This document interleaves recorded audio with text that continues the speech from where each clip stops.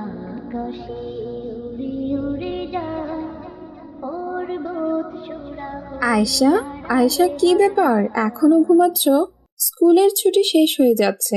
এখন থেকে তোমার রুটিন ঠিক করে নিতে হবে। জি মা, আপনি ঠিকই বলেছেন। হাই তুললে মুখে হাত রাখা উচিত। আমাদের প্রিয় নবী হযরত মুহাম্মদ সাল্লাল্লাহু আলাইহি সাল্লাম বলেছেন, যখন কারো হাই আসে সে যেন মুখে হাত রাখে, কারণ শয়তান মুখে প্রবেশ করে। মা, ছোট ছোট জিনিসেও ইসলাম কত সুন্দর শিক্ষা দেয়। হ্যাঁ মা, ইসলাম শুধু বড় ইবাদত না, ছোট অভ্যাসও ঠিক করে দেয়। আয়শা, আজ খুব গরম পড়েছে না? এই হিজাব পরা একটা বাধা, এটা আমার জন্য অনেক কষ্টের। কেন যে বাবা মা পর্দা করতে বলে? হ্যাঁ, কিন্তু আজকে কিছুটা খারাপ লাগছে। হিজাব পরাতে অস্বস্তি হচ্ছে। মাইয়াটা মনে হয় নতুন আইছে, আগে তো কখনো দেখি নাই। দেখ দেখ, কত সুন্দর লাগতাছে হিজাব ছাড়া। এইরকম দেখতে না পারলে ভালো লাগে বল?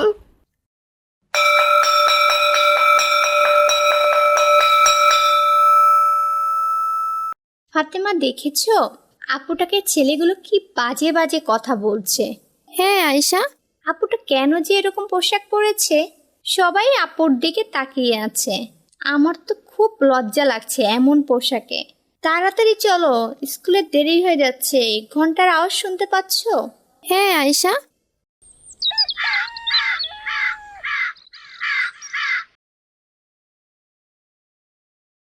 আসসালামু আলাইকুম রাহমাতুল্লাহ। কি হয়েছে আজকে আমার মেয়েটার? চুপচাপ কেন? ওয়ালাইকুম আসসালাম রাহমাতুল্লাহ। মা, আমার কিছু প্রশ্ন আছে, আপনি কি উত্তর দিবেন? জি মা, অবশ্যই। তুমি বলো, কি জানতে চাও? মা, মেয়েদের পর্দা করা কি কোনো বাধা বা কড়াকড়ি? না মা, একদমই না। তোমাকে এটা কে বলেছে মা? আমার বান্ধবী ফাতেমা বলছিল পর্দা করা নাকি একটা বাধা ও কষ্টকর। আমারও আজকে তাই মনে হচ্ছিল মা। পর্দা শুধু ওড়না বা হিজাবের নাম না। চোখের পর্দা, মুখের পর্দা, চিন্তার পর্দা, পোশাকের পর্দা, সবগুলো একসাথে মিলেই একটি মেয়ের আল্লাহর হেফাজতে চলে আসে। মাশাল্লাহ। মা, তাহলে পর্দা বা হিজাব পরা কি কঠিন না? না মা, হিজাব তো আল্লাহর পক্ষ থেকে একটি উপহার। যেমন বাইক চালানোর সময় হেলমেট আমাদের রক্ষা করে, তেমনি হিজাব একটি মেয়ের সম্মান ও হৃদয়কে রক্ষা করে। মা, মেয়েরা কেন পর্দা করে? হিজাব কেন জরুরি? মা, আজ আমি তোমাকে একটা সুন্দরী সত্য গল্প বলি। আল্লাহ যখন পৃথিবী সৃষ্টি করেছেন, সবকিছুকে হেফাজতের সাথে সৃষ্টি করেছেন। ফুলের জন্য পাতা, প্রতিটি জীবের জন্য খাবার, পানি ও বাতাস, আর মেয়েদের জন্য হায়া ও পর্দা। হায়া মানে লজ্জা, আর পর্দা মানে নিরাপত্তা। আল্লাহ কোরআনে বলেছেন, মুমিন নারীদের বলো তারা যেন তাদের দৃষ্টি নিচু রাখে, নিজেদের পবিত্রতা রক্ষা করে এবং তাদের সৌন্দর্য প্রকাশ না করে। মা, খারাপ দৃষ্টি কি? যেমন তোমার প্রিয় খেলনা দেখে কেউ হিংসে করে, তেমনি কারো খারাপ নজর তোমার ক্ষতি করতে পারে, যদিও সে কিছু না বলে। এই দুনিয়ায় সবার মন পরিষ্কার না, তাই রাসূল সাল্লাল্লাহু আলাইহি সাল্লাম বলেছেন, নজর লাগা সত্য। তাই পর্দা মেয়েদের খারাপ দৃষ্টি থেকে রক্ষা করে। যদি আমি পর্দা না করি? আল্লাহ জোর করেন না, কিন্তু যে আল্লাহর হুকুম মেনে চলে, আল্লাহ নিজেই তার দায়িত্ব নেন। আল্লাহ শুধু মন না, বাহ্যিক দিকটাও ভালো দেখতে চান। যেমন নামাজ শুধু মনে করলে হয় না, আদায়ও করতে হয়। লজ্জাশীলতা শুধু মনে থাকলেই যথেষ্ট না। রাসূলুল্লাহ সাল্লাল্লাহু আলাইহি ওয়াসাল্লাম বলেছেন, যখন আল্লাহ কারো প্রতি ভালোবাসা রাখেন, তাকে নিজের হেফাজতে রাখেন। মা, মেয়েদের সৌন্দর্য কি কাপড়ে? না আয়েশা, আসল সৌন্দর্য হলো লজ্জাশীলতা। চেহারার সৌন্দর্য সময়ের সাথে বদলে যায়, কিন্তু লজ্জাশীলতা মেয়ে সবার হৃদয়ে সম্মান পায়। তাহলে লজ্জাশীলতা আর পর্দা কি বন্ধু? হ্যাঁ আয়েশা, হিজাব হলো বাহিরের পর্দা, আর লজ্জাশীলতা হলো ভিতরের। দুটো একসাথে থাকলে মেয়ে আল্লাহর বিশেষ হেফাজতে থাকে। তোমার উচিত এখন শুধু হিজাব না, বরং বোরখা পরা। এখন স্কুলের জন্য প্রস্তুত হও। ঠিক আছে মা।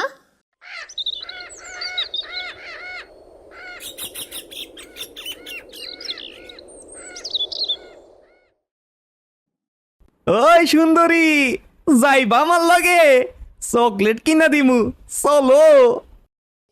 দেখেছো ফাতেমা, দুষ্টু লোকগুলো আপুকে প্রতিদিন বিরক্ত করছে। হ্যাঁ আয়শা, আপুটা হিজাব পরে না কেন? হয়তো আপুটার পড়তে কষ্ট হয়। তাড়াতাড়ি চলো, স্কুলে দেরি হয়ে যাচ্ছে। আকাশে উড়ে উড়ে যায় পর্বত চূড়া হয়ে আড়ালে হারায়। মেঘমালা আকাশে উড়ে উড়ে যায় পর্বত আসসালামু আলাইকুম রাহমাতুল্লাহ। মাইশা এমন পোশাক পরে বাইরে যেতে নেই মা। ওয়ালাইকুম আসসালাম ও রাহমাতুল্লাহ। মেয়েদের পর্দা করা নিয়ে তো কোনো কড়াকড়ি নেই মা। মাইশা, তুমি এখন বড় হয়েছ, এখন তোমাকে পর্দা করতে হবে। হিজাব হলো মেয়েদের ঢাল, আমাদের সম্মান, আমাদের পরিচয়। মা, আবার শুরু করে দিলেন আপনার বকবকানি। একদম ভালো লাগে না এগুলো শুনতে। মাইশা, তুমি এমন পোশাক পরে বাইরে গেলে দুষ্টু লোক তোমার পিছু নেবে, তোমার ক্ষতি করার চেষ্টা করবে। দুষ্টু লোক গুলো বাজে কথা বলবে, তোমার বোঝাতে হবে হিজাব পরা কতটা প্রয়োজন। ওইগুলো আমি কিছু মনে করি না। আমি দেখতে সুন্দরী, তাই ওরা আমাকে বলে, এতে আমি কি করব?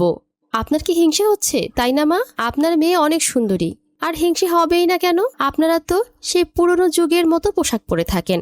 আপনারা বুঝবেন না, আমাদের দিকে তাকান। হে আল্লাহ, আপনি আমার মেয়েটাকে হেদায়েত দান করুন।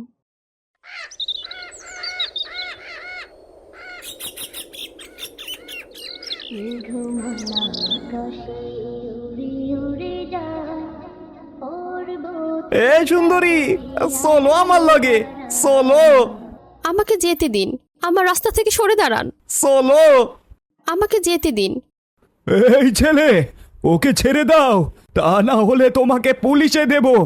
আমি কয়দিন ধরে লক্ষ্য করছি তুমি এই মেয়েটাকে বিরক্ত করছো। অফিসার, আসেন, একে অ্যারেস্ট করে নিয়ে যান। এই তো সেই বখাটে ছেলে, এর নাম একাধিক মামলায় রয়েছে। না না, আমরা বখাটে না, ভুল বুঝছেন। আপনাকে অনেক ধন্যবাদ এই বখাটেদের ধরিয়ে দেবার জন্য। আমরা তাহলে আসি।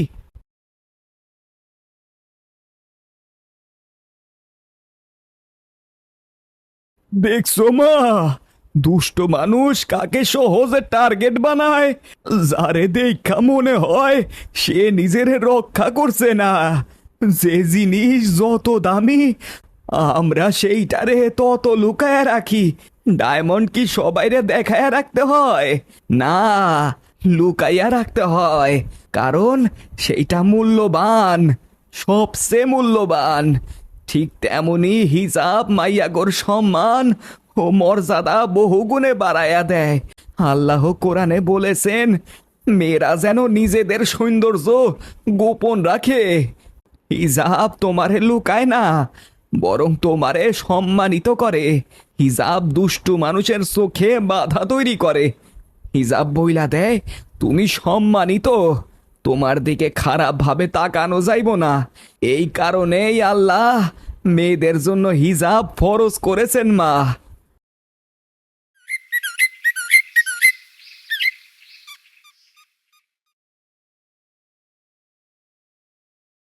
মাশাআল্লাহ, তোমাকে খুব সুন্দর লাগছে। মা, আজকে আমার মনটা অনেক হালকা লাগছে। ভেতর থেকে এক ধরনের শান্তি পাচ্ছি। কারণ তুমি নিজেকে সম্মান করছো মা। মা, আমি বুঝেছি হিজাব আল্লাহর হেফাজতের ছায়া। সুবহানাল্লাহ। মাইশা, আল্লাহ আমার মেয়েকে সব সময় তার হেফাজতে রাখুন। আমিন। আমিন। মেঘমালা আকাশে উড়ে উড়ে যায় পর্বত চূড়া হয়ে